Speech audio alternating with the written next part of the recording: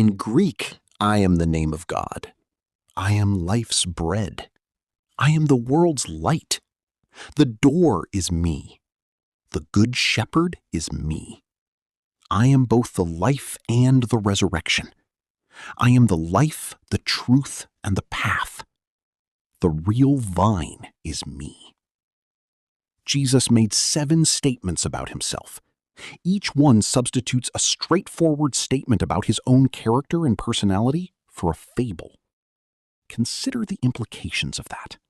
Jesus compares the kingdom of heaven to a man who sowed good seed in his field, while describing the kingdom of God in the Synoptic Gospels. It's a comparison. It is not direct.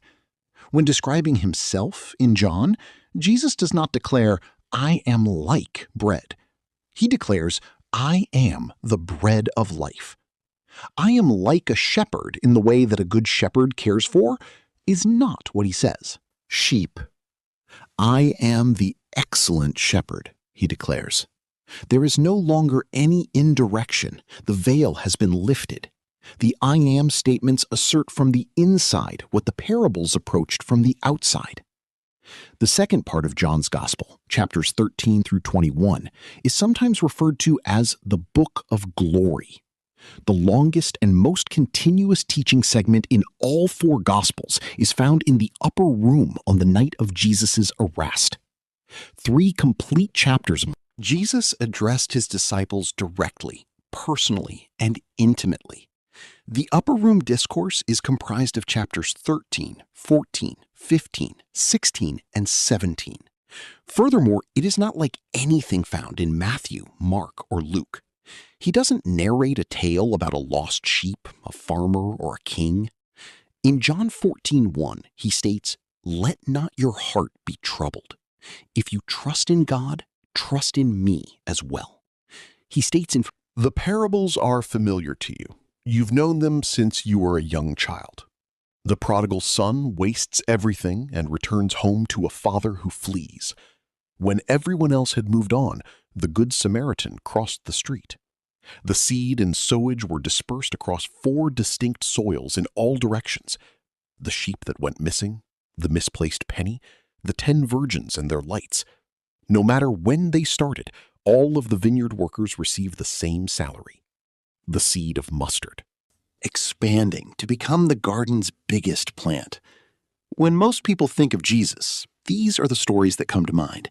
And since Jesus told several of them, that makes sense. Depending on how you count, Jesus tells between 20 and 30 parables throughout the Gospel of Matthew, about 20 in Mark, Luke, more than 30. Luke tells us tales. The wealthy idiot, the obstinate widow, the Pharisee, and the tax collector are never mentioned in Matthew or Mark. This is the information that ought to make you stop cold. None of these are found in the Gospel of John. Not a single parable, not even one.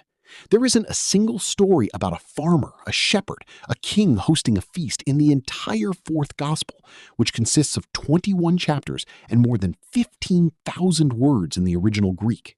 A son strolling home down a long path, or a woman looking for a coin. The Gospel, which many academics believe to be the most theologically complex of the 4, absolutely lacks the device that everyone most closely associated with Jesus' teaching style. It's not a coincidence. That is not a mistake. Furthermore, it's not because John ran out of content. John informs us in chapter 21, 22, at the very end of his gospel, that there are a lot of other things that Jesus performed, and even the globe could not hold the books that would be written if they were recorded one by one. John had choices. One of the decisions he took was to create a gospel devoid of parables. Why is the question. Once you see it, the answer goes beyond simply explaining the Gospel of John. It explains the Bible's whole storyline, from Revelation to Genesis. The reasoning behind God's communication with humans and the significance of Jesus' arrival at that particular point in global history. We're going to go over everything. However, we must begin at the beginning, which implies that we must begin with a word. Parablos is the Greek word for parable. From para, which means beside, and balo, which means to, it means something like thrown alongside, cast, or toss. A parable is anything that is positioned next to a truth so that the truth can be comprehended through comparison. When you place something familiar, like a farming method, a fishing net, or a woman baking bread, next to something unfamiliar, like the kingdom of God, the nature of grace, or the Father's character, the familiar object sheds light on the unexpected. Jesus was an expert at this. He was surrounded by farmers, fishermen, and he made use of both landowners and servants. He transformed the commonplace fabric of Galilean life in the first century into a window into God's essence. This is when things start to get interesting. The Gospel of John contains not a single instance of the word parable. You won't find it if you search the fourth Gospel for it. However, there is another word in John that is noteworthy. 3 times, twice in John 16:25 and 29, and once in John 10:6. John employs a different word.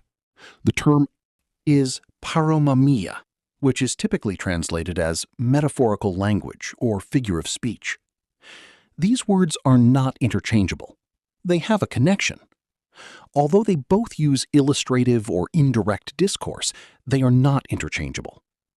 Additionally, the difference between them is more significant than most readers think, because John's use of paromamia and lack of parable are not stylistic quirks.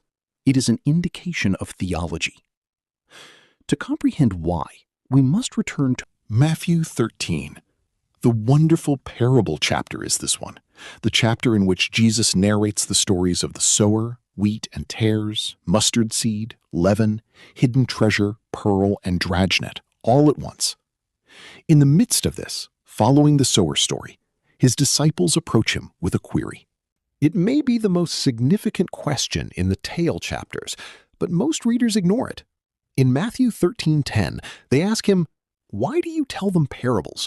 Why do you use parables in your speech?" They don't want to know the meaning of the parables. They are curious as to why Jesus is teaching in this manner. And Jesus responds in a way that is more disturbing than most people anticipate. In lines 11 to 13, he states, "Because it has been given to you to know the mysteries of the kingdom of heaven, but it hasn't been provided to them. He will have plenty, and more will be provided to whoever needs it. However, he will be taken away from anyone who lacks even what he possesses." As a result, I utilize parables to communicate with them, since they cannot see or hear, nor can they comprehend. Take a close look at that. Jesus is arguing that parables serve 2 purposes at once. Parables are a way in for people who have an open heart, for the disciples who are standing nearby and asking sincere inquiries. They shine. They disclose. However, parables conceal for those whose hearts are closed. They perceive and fail to perceive. Both they hear and they don't. Depending on the listener's state, the same story can have 2 entirely distinct effects. Jesus then quotes the prophet Isaiah in verses 14 and 15. He continues, "Hearing you will hear and shall not understand, and seeing you will see and not perceive, for the hearts of these people have grown dull," fulfilling what Isaiah said. It comes from Isaiah 6. That chapter, which is about Isaiah's commissioning, should make you shudder if you know Isaiah. Isaiah is undone after witnessing God's throne room, the seraphim, smoke, and the temple filled with the hem of God's robe. And God gives him permission to go preach to an unreceptive audience. Make these people's hearts dull and their ears heavy in Isaiah, and close their eyes, lest they see with their eyes, hear with their ears, comprehend with their hearts, come back and receive healing. Isaiah is sent to preach and not be believed, which is one of the most depressing commands in the entire Old Testament. During a period of spiritual blindness, he is sent to speak. And Jesus claims that the time is fulfilled in his use of parables. He is addressing a generation whose hearts have get boring. And parables. These lovely, multi-layered, enigmatic, and illuminating tales are the perfect vehicle for that time of year. Hold that thinking for now. John will return to Isaiah 6, so hold it. And the secret to comprehending why there are no parables in John's narrative is what he does with it. We must take a moment to examine what John employs in its place before we arrive. John is not a minimalist or austere text, but it is also not a gospel of parables. Either way, of the four gospels, it is, if anything, the most intricately detailed. It simply has a different texture. John uses two main systems to organize his gospel. 7 miraculous miracles form the foundation of the first part, of chapters 1 to 2, which is sometimes referred to as the Book of Signs. John refers to these semenein, which meaning sign or marker, using a particular Greek phrase, something that indicates something bigger than itself, transforming water into wine at Cana, healing the son of a royal official, healing the man at the pool of Bethesda, feeding the 5,000, walking on water, curing the blind man, and resurrecting Lazarus. Each of the 7 signs in John's Gospel is followed by a lengthy theological discussion or confrontation in which Jesus clarifies the meaning of the symbol. Compared to the Synoptics, this is entirely different. A miracle in Matthew, Mark, and Luke is frequently short, and the lesson that follows is distinct and frequently a parable about something different. The teaching and the miracle are combined in John. The sign simultaneously serves as both the message and its illustration.